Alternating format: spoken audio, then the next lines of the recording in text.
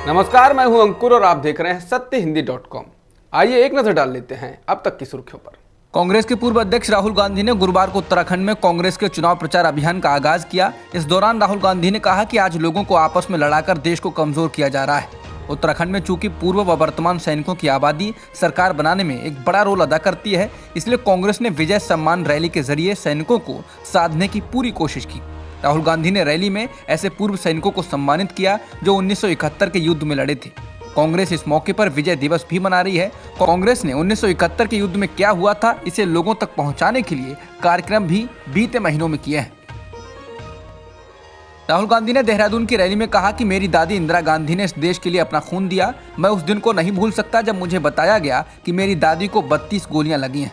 राहुल ने कहा कि उत्तराखंड के लोगों ने भी देश के लिए शहादत दी है और इसलिए उनका यहाँ के लोगों से रिश्ता है। उन्होंने कहा कि आज लोगों को आपस में लड़ाकर देश को कमजोर किया जा रहा है। लोग इस मुगालते में ना रहें कि देश मजबूत हो रहा है।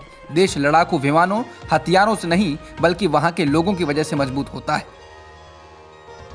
लखीमपुर खीरी मामले में केंद्रीय मंत्री अजय मिश्रा टेनी की केंद्रीय कैबिनेट से बर्खास्तगी की मांग के बीच शिवसेना के राज्यसभा सांसद संजय राउत ने कहा कि मोदी जी काशी गए, गंगा स्नान किया, लेकिन किसानों को कुचलने की प्रेरणा देने वाले मंत्री उनकी कैबिनेट में आज भी हैं।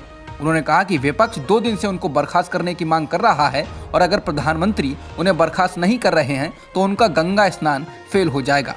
बता दें, प्रधानमंत्री ने कुछ दिन पहले काशी विश्वनाथ कॉरिडोर के लोकार्पण के वक्त गंगा स्नान किया था। कांग्रेस नेता प्रियंका गांधी ने केंद्रीय मंत्री अजय मिश्रा टेनी को बर्खास्त करने की मांग को लेकर पीएम मोदी पर हमला बोला। प्रियंका गांधी ने कहा कि अजय मिश्रा टेनी को बर्खास्त करने से सरकार का इनकार उसके नैतिक दिवालियेपन का सबसे बड़ा संकेत है। प्रियंका गांधी ने कहा कि नरेंद्र मोदी जी धर्मपरायण होने का चश्मा पहन लेने से और धार्मिक वेशभूषा रख लेने से सच्चाई नहीं बदल सकती। ये सच्चाई है कि आप अपराधी को सुरक्षा दे रहे हैं। कांग्रेस ने केंद्रीय मंत्री अजय मिश्रा टेनी की बर्खास्तगी की मांग को लेकर केंद्र सरकार के खिलाफ मोर्चा खोल दिया है। कांग्रेस के पूर्व अध्यक्ष राहुल गांधी ने बुधवार को इस मामले में लोकसभा में स्थगन नोटिस दिया था, तो गुरुवार को उन्होंने टेनी को अपराधी बताया। राहुल ने कहा कि इस घटना में मंत्री अजय मिश्रा टेनी शामिल हैं, उन्हें सजा मिलनी चाहिए और इन्हें सरकार से निकाल दिया जाना चाहिए। कांग्रेस और विपक्षी सांसदों ने टेनी की बर्खास्तगी की मांग को जोर शोर से उठाया और इसके बाद दोनों ही सदनों को स्थगित करना पड़ा।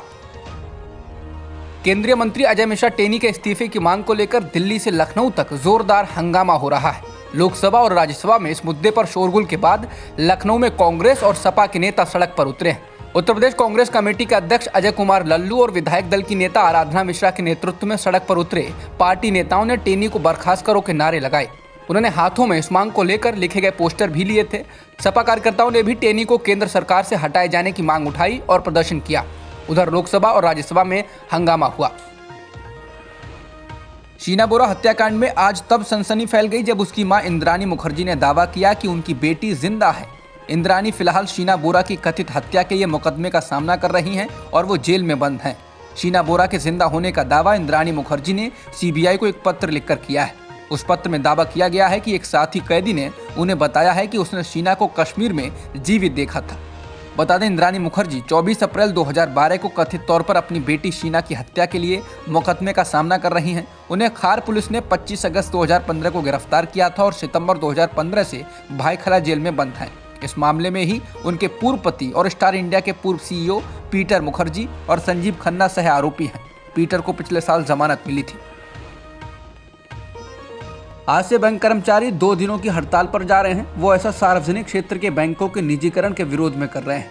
United forum of bank unions के प्रदेश संयोजक महेश मिश्रा ने विज्ञप्ति जारी करते हुए कहा कि इस हड़ताल में सार्वजनिक क्षेत्र की 4000 से अधिक शाखाओं के कार्यरत 25,000 अधिकारी व कर्मचारी शामिल होंगे। उन्होंने बताया कि केंद्र सरकार संसद के मौजूदा सत्र में बैंकिंग कानून संशोधन विधेयक ला रही है। इससे भविष्य में किसी भी सरकारी बैंक को निजी क्षेत्र में देने का रास्ता साफ हो जाएगा। इसी के खिलाफ बैंक कर्मचारी 16 और 17 दिसंबर को 2 दिनों की हड़ताल करेंगे।